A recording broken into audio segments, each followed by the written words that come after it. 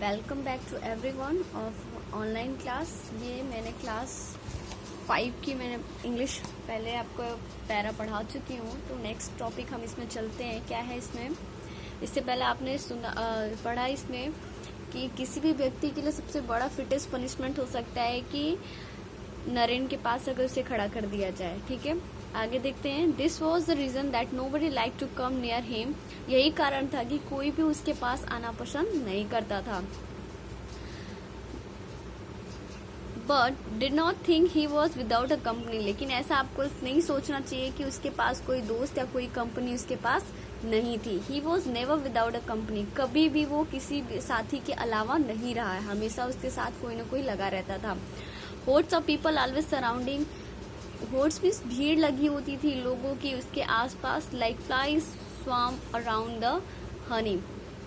जैसे कि शहद के चारों तरफ मधुमक्खियां बिल्कुल भीड़ लगा के घेरे रहती हैं, जस्ट लाइक नरेन के पास भी लोगों की भीड़ हमेशा से इकट्ठा रहती थी।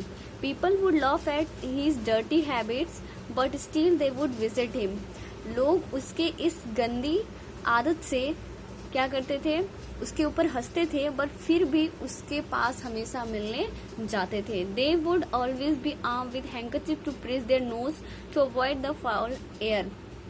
वो हमेशा अपने साथ एक हैंकरचीफ मीन्स रुमाल होता है, अपने साथ एक हमेशा रुमाल लेके जाते थे ताकि वो अपनी नोज को, अपनी नाक को दबा सके इस गंदी दुर्गंध को, जिससे कि उनके पास ना आए। इसलिए वो हमेशा अपने साथ एक रुमाल लिया करते थे। They would press their nose in their sleeve. कभी कभी if they ever forget their handkerchief, they would press their nose in their sleeve. कभी कभी अगर वो अपनी रुमाल को भूल जाते थे तो वो अपने बाजू में अपने नोज को, अपने नाक को दबाते थे ताकि ये गंदी स्मेल उन्हें ना आए। But they did all this only when they were in Naren side. और ये सब इस तभी करते थे जब वो नरेन के पास होते थे। At such time they would try to stop their breath as long as they could.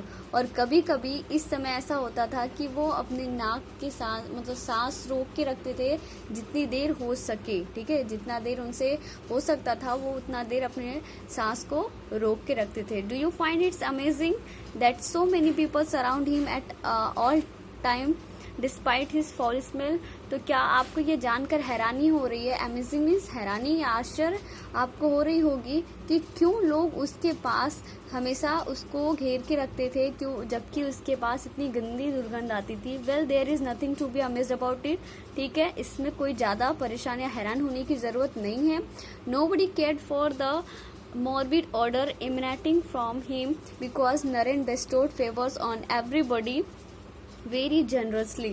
तो क्या कह रहा है, इसमें कोई हैरानी की बात नहीं है क्योंकि कोई भी उसके इस गंदे महक को ध्यान नहीं देता था जो उसके शरीर से आती थी। एमिनेटिंग मीन्स बाहर आना, तो उसके शरीर से जो ये गंदी स्मेल बाहर आती थी उस बात पे कोई ध्यान नहीं देता था। इसके अलावा लोग उसके फेवर में हमेशा, मतलब लोग जब भी उसके पास जाते थे तो नरेन उनसे हमेशा एकदम अच्छे से व्यवहार करता था। This was the reason that there flocked of a trained jester and false admirers around him who would sing songs of endless eulogy. इसके अलावा यही कारण था कि वहाँ पे भीड़ एकदम इकट्ठा हुई रहती थी। ठीक है, झूठ बोलने वालों की, सलाह देने वालों की, या इस तरीके से बहुत सारे लोग उसके हमेशा आसपास घूमा करते थे। ठीक, if ever they needed to pout because of the bad smell they would not let him know of it. If ever they needed to pout because of the bad smell, they would not let him know of it. कभी कभी ऐसा होता था कि उन्हें इस चीज की जरूरत नहीं पड़ती थी। अब उसके गंदे स्मेल उतने आते हैं कि वो उस मतलब बात सुनने में या उसके साथ व्यवहार में कभी कभी उस पर ध्यान नहीं देते थे।